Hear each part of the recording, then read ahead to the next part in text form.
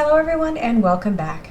Today I'm going to be reviewing the BK18 Becker Harpoon. So let's dive into these close-ups and I'll get started.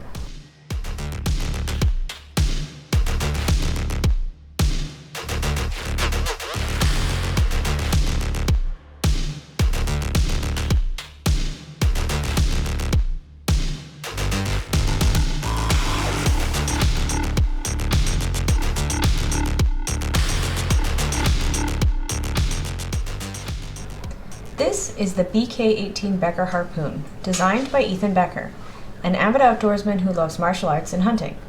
He founded Becker Knife and Tool Corporation back in the 1980s, so if you'd like to learn more about him, I added a link to a page with more information in the description. The manufacturer of this knife is Ka-Bar, and Ka-Bar has a pretty long and rich history, which I didn't know dated all the way back to 1898, making them over 125 years old. They are probably the most well-known for their fighting knives that they produced for the United States Marine Corps during World War II. They have a nice video on their website that dives more into their history, so definitely check it out if you're interested. Let me come back to the BK18 here.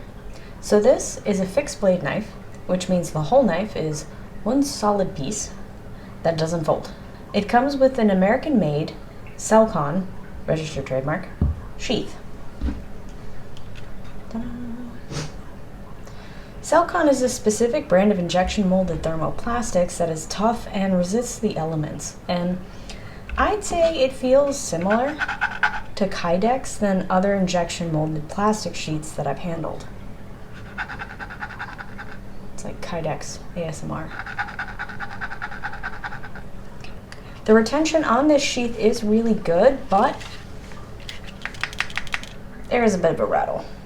It does come with a strap that helps cut down on that rattle, but I found it to be tough to close. More on that later. The belt loop can be removed, and the slots on the sheath will allow you to add something like a Tech Lock clip if you prefer that. This sheath also has two large drainage holes at the bottom here, which should help keep any moisture from being retained in the sheath, and it's helpful for cleaning it out as well. The blade shape is one I'm becoming a big fan of, and this knife features a harpoon blade shape.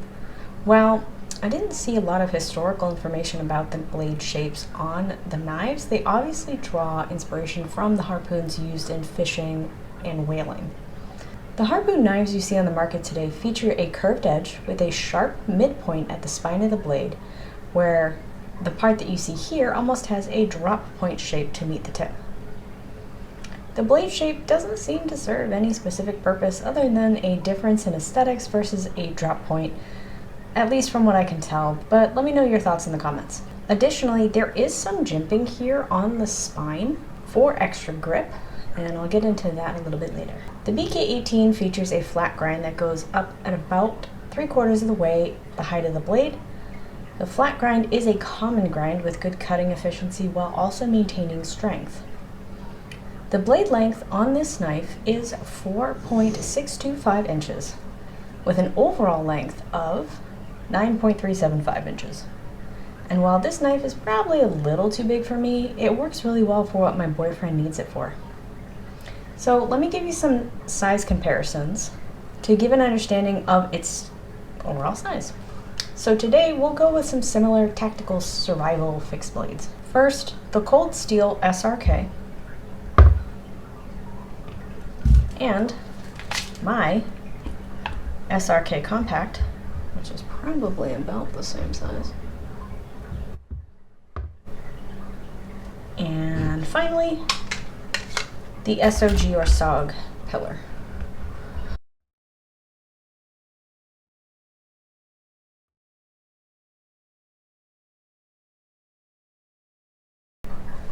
The blade steel on the BK18 is called 1095 Cro-Van, which is a high carbon steel that is based on the original 1095 steel.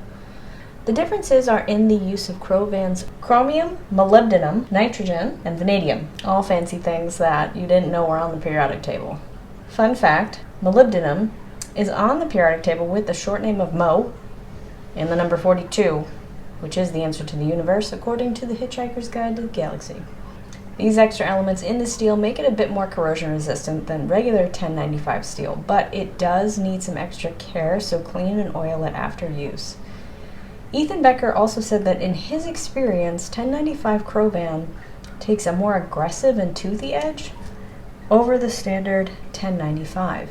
K-Bar has been using this steel for a long time now, and their heat treatment on the steel is better than most.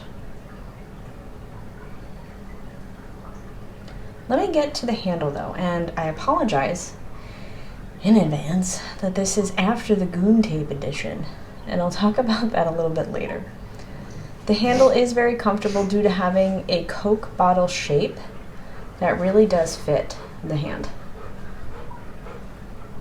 The handle material on this one in particular is black Zytel, but there's also a version with a tan Ultramid handle.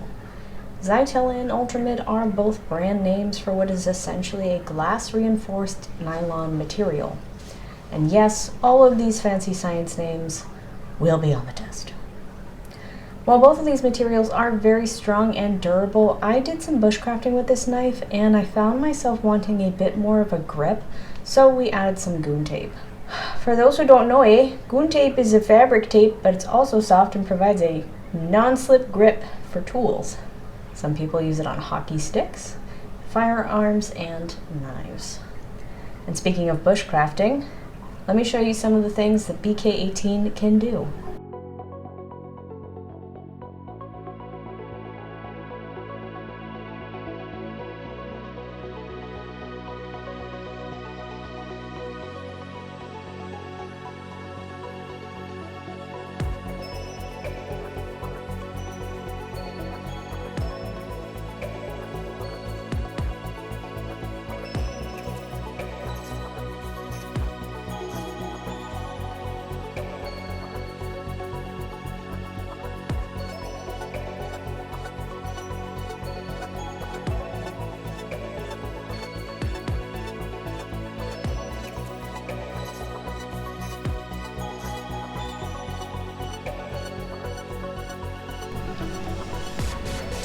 The additional feature I wanted to point out is that this also has an exposed tang on the back of the handle, so you can use it for some light hammering or some non-lethal strikes if you're a tactical ninja. There's also a small lanyard hole here in the back as well for like a 550 paracord if you do need it. The price for this knife is pretty reasonable, sitting at about $150 retail, where in some places they do have it on sale for about $100 to $115. So let me break down some of the features that I like and some of the things that I think could be improved on. First is the shape. It's very unique and different, and it's one of the aesthetics that I really do enjoy. Second, I really like that there's added jimping here on the spine for additional grip, but there is one caveat I will point out in the things to improve section on the jimping, so stay tuned. The handle has some really nice curve to it as well, filling out the palm of my hand nicely. As I'm getting more into bushcrafting and outdoorsy things, I'm finding that it's important to have a nice palm swell on the handle.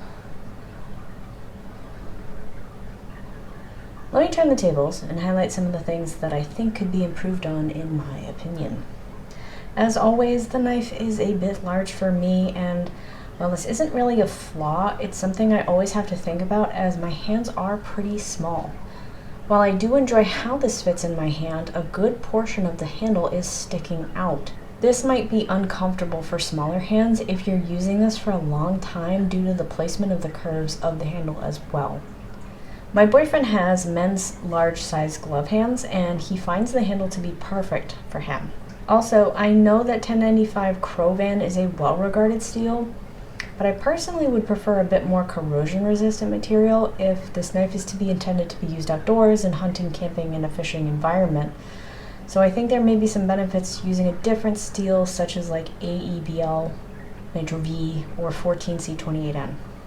The last thing I do want to mention here is the jimping. While I really do like that it has some, it's a bit slippery. I think it might be due to the smoothness of the jimping or the machining angle. I can't really say for sure, but I did notice, and I personally would fix it, as I was doing the other in-use videos, I noticed that it would slip a lot, very easily for me. Maybe it's because I have tiny thumbs. I'm not sure. So that's it. That's all I got. Let me know what your thoughts are in the comments. Did you love this? Hate this? Or are you as content as a Siberian Husky playing in the first snowfall of the year? As always, I try to end with something inspirational, fun, or helpful, something nice, because we're all together here on this pale blue dot, hurtling through space. So my inspiration or cheat code for you all today is to fold and store your bedding inside your pillowcase. Truly, I did not think of this, and I do think it's quite smart. It keeps all the same type of bedding together, and I feel like it would take up a lot less closet space. So try it and see if it works for you. I know I will try this. So if you can, please subscribe and share my channel with your friends and lady friends. I would appreciate it. Thank you everyone for taking the time and making it to the end. My self-esteem thanks you.